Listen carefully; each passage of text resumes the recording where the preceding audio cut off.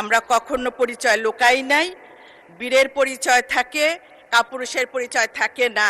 কিন্তু আমরা এই বেচাকেনার মধ্যে ছিলাম না। আমরা কি বেঁচেছি? আমরা আমাদের দেশপ্রেম। এই জুলাই সনদ নিয়ে অতিরিক্ত বিতর্ক চলছে।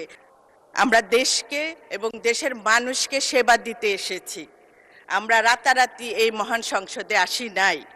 আমাদের দৃশ্যমান পরিচয় ছিল, আছে এবং থাকবে। আমরা কখনো পরিচয় লুকাই নাই। বীরের পরিচয় থাকে, কাপুরুষের পরিচয় থাকে না। তারা বর্ণচোরা, তারা গুপ্ত।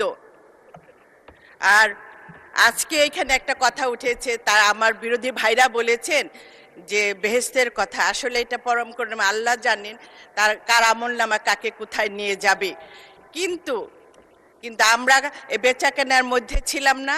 আমরা কি বেঁচেছি? আমরা আমাদের দেশপ্রেম, আমাদের আমাদের ঠিকানা ছিল দেশপ্রেম। সেই দেশপ্রেমটা আমরা মানুষের মাঝে নিয়ে গেছি, জনগণের ভালোবাসাটা সবার মাঝে ছড়িয়ে দিয়েছি। এই 2 মাসে আপনারা সবাই দেখেছেন, মাননীয় প্রধানমন্ত্রীর কর্মযজ্ঞ দেখেছেন, যিনি প্রতিটা মুহূর্ত দেশের মানুষের জন্য কাজ করে যাচ্ছেন, মানুষের জীবনমান উন্নয়নের জন্য কাজ করে যাচ্ছেন। কিন্তু আমার একটাই দুঃখ, আমাদের বিরোধী ভাইদের পক্ষ থেকে আমি আমার মাননীয় প্রধানমন্ত্রীর প্রতি কোনো কৃতজ্ঞতা বা ধন্যবাদ পর্যন্ত এখন এই জুলাই সনদ নিয়ে অতিরিক্ত বিতর্ক চলছে। এটা মনে হচ্ছে বিরোধিতার জন্যই বিরোধিতা করা হচ্ছে।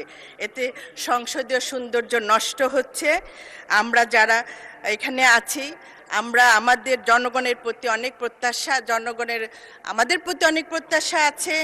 আমরা জনগণের প্রতি যে কমিটমেন্ট করেছি, সেই কমিটমেন্ট আমাদের সবাইকে ফুলফিল করতে হবে।